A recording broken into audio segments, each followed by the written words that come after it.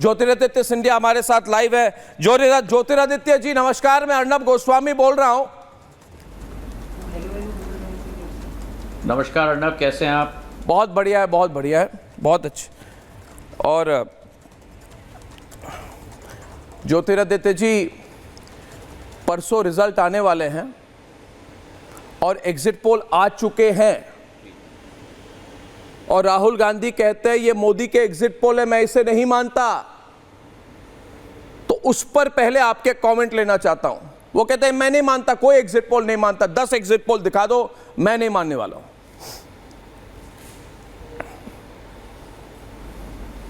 अब वो मानते क्या हैं, ये प्रश्न तो ये है देश की जनता के सामने, क्योंकि ना वो संसद को मानते हैं, ना प्रजातंत्र को मानते हैं, ना सर्वोच्च न्यायालय को मानते हैं, ना प्रजातंत्र के चौथे स्तंभ आपके रूप में आप लोगों को मानते हैं। प्रश्न तो ये है कि शायद कांग्रेस अपने आप को भी नहीं मानती। ये तो ठीक बात आपने कही है। और देश की जनता ने तो स्पष्ट कर दिया है कि वो कांग्रेस को नहीं मानती। मगर इसमें देखिए ज्योतिरादित्य जी, अगला सवाल सुचरिता करेंगे। एक आपसे थोड़ा डिटेल में सवाल करना चाहूँगा। आपने काम तो किया है राहुल गांधी के साथ, तो ये सिचुएशन 2019 में भी हुआ होगा, 2014 में भी हुआ होगा। कभी आप लोगों ने बैठ के समझाने की कोशिश नहीं की उनको कि भाई सच्चाई मान लो, बदल जाओ, रास्ता बदलो या पार्टी बदलो? अब देखिए, मैं अपने अतीत में अपना समय व्यर्थ नहीं करना चाहता। मैं भारतीय जनता पार्टी का कार्यकर्ता हूँ और प्रधानमंत्री नरेंद्र मोदी जी के नेतृत्व में हमारा देश अग्रसर हो रहा है, विश्व पटल पर अपना परचम लहरा रहा है। और 140 करोड़ जनता इस देश की अगर एक नेतृत्व में उनका विश्वास है तो वो प्रधानमंत्री नरेंद्र मोदी जी के नेतृत्व में विश्वास है, जिसका नतीजा आपको आने वाले 48 घंटे में भी मिलेगा। और पिछले विधानसभा चुनाव में दिसंबर में भी आपको तीनों के तीनों राज्यों में मिल चुका था। सुचरिता। ज्योतिरादित्य जी, सियासत में देश की जनता की नब्ज पकड़ना बहुत जरूरी है। राहुल गांधी मुझे लगता है बहुत सालों से वो कोशिश कर रहे हैं, लेकिन वो जब देश की जनता की नब्ज नहीं पकड़ पाए तो उन्होंने यूट्यूब नंबर्स पकड़ लिए। अब वो कांग्रेस पार्टी का कह रहा है यूट्यूब पे तो हमें इतने व्यूज मिल रहे हैं तो सरकार हमारी बननी चाहिए, भले ही एग्जिट पोल्स कुछ भी कहें।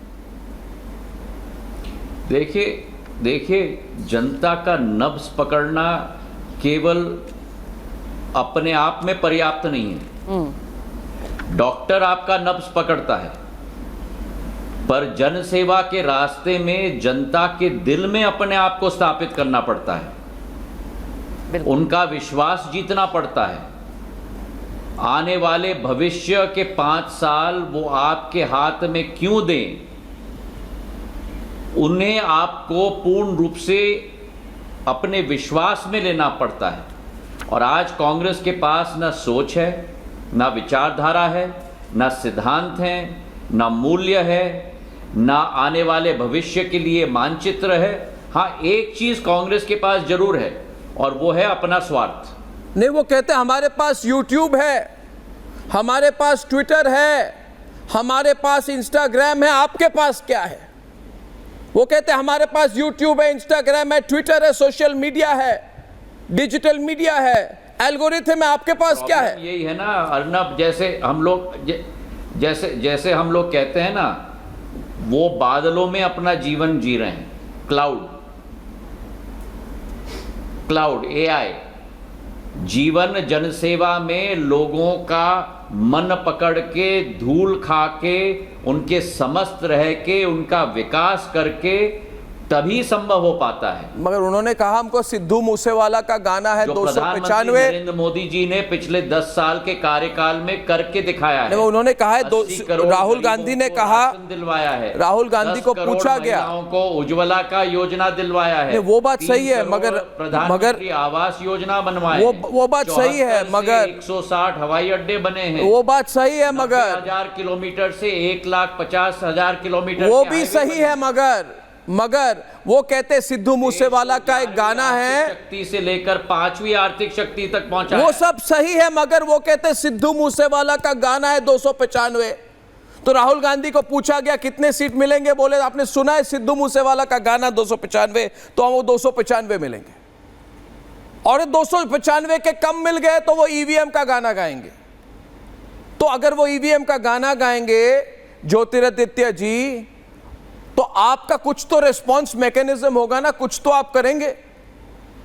वो तो सिचुएशन क्रिएट करना चाहते हैं, जैसे अमेरिका में हो गया, डोनाल्ड ट्रंप हार गए, बोले मैं तो नहीं हारा, मैं तो नहीं हारा। तो ऐसी सिचुएशन हो जाए तो आपकी रिस्पॉन्स क्या होगी? अर्नब जी अर्नब, हमें कुछ करने की जरूरत नहीं, क्योंकि जिंदगी में चट भी मेरी और पट भी मेरी नहीं चलती। आप कर्नाटक जीत जाते हैं, आप हिमाचल जीत जाते हैं, आप तेलंगाना जीत जाते हैं, तो ईवीएम हीरो है। और आप लोकसभा चुनाव या किसी प्रदेश के चुनाव को हारते हैं तो ईवीएम जीरो है। जी, ये जिंदगी में नहीं चलता जी, मैं चलना तो नहीं चाहिए, मगर उसकी उनकी प्लानिंग तो ऐसे ही है। ज्योतिरादित्य सिंधिया जी, बहुत बहुत धन्यवाद। इसलिए है जी, क्योंकि उनकी आदत है अर्नब जी। नहीं, मगर आपने अंदर कि की वो बात नहीं ऐसा कही ना उंगली मुझे। दिखाते हैं। नहीं, आपको अंदर और की ये बात भूल थोड़ी जाते हैं सी, कि थोड़ी जब सी। उंगली दिखाते हैं तो एक उंगली अर्नब जी के तरफ है, पर 3 उंगली अपने तरफ है। और कांग्रेस जब ये अपने आप जान जाएगी तो शायद कुछ सुधार हो। अब क्या किया जाए, उनका इंटरव्यू किया 2014 में, उसके बाद उन्होंने कोई इंटरव्यू नहीं दी। वो मुझे ब्लेम करते हैं, मैं क्या करूं, मैंने तो इंटरव्यू की। ज्योतिरादित्य सिंधिया जी, एक तो आप बताइए, कोई स्ट्राइक रिकॉर्ड वाली चीज़ होती है, कोई क्रिकेट वाला कोई खेलने जाता है तो बोला जाता है भाई तुम बल्लेबाजी करना चाहते हो, एटलीस्ट 10 रन बना के आओ 100 बॉल में, 10% की स्ट्राइक रेट रखो, 15% की स्ट्राइक रेट रखो। इनकी स्ट्राइक रेट देखिए आप, ये 500 सीट लड़ते हैं तो इनको 50 मिलते हैं, स्ट्राइक रेट 10% की है।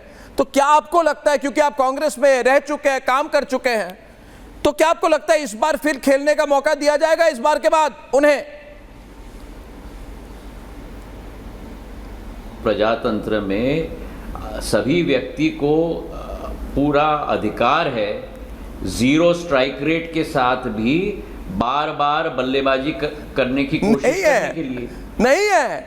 हमारे मध्य प्रदेश में एक प्रत्याशी होते थे मदन लाल धरती पकड़। हाँ, धरती पकड़ देश के हर चुनाव में प्रत्याशी होते थे। हाँ, मैं जानता हूँ, बहुत फेमस। जमानत जब्त होती थी पर फिर भी प्रत्याशी बनते थे। जी, एकदम ठीक है। हाँ, अब उनका आप स्ट्राइक रेट की बात कर रहे हैं। प्रश्न ये है कि देश की जनता ने उनको स्ट्राइक आउट कर दिया है। क्या करे, इनकी ऐसे सिचुएशन है, इतने बड़े बड़े इनके एडवाइज़र है, जयराम रमेश, केसी वेणुगोपाल, कपिल सिब्बल, ये सब बैठ के पता नहीं क्या एडवाइस देते हैं। मगर बड़ा मज़ा है आपसे बात करके और अच्छा लगा। मैं चाहता हूँ 4 तारीख को भी आपसे अगर बात हो सके रिपब्लिक भारत पर। और बहुत बहुत धन्यवाद ज्योतिरादित्य सिंधिया जी, बहुत बहुत धन्यवाद। Thank you very much.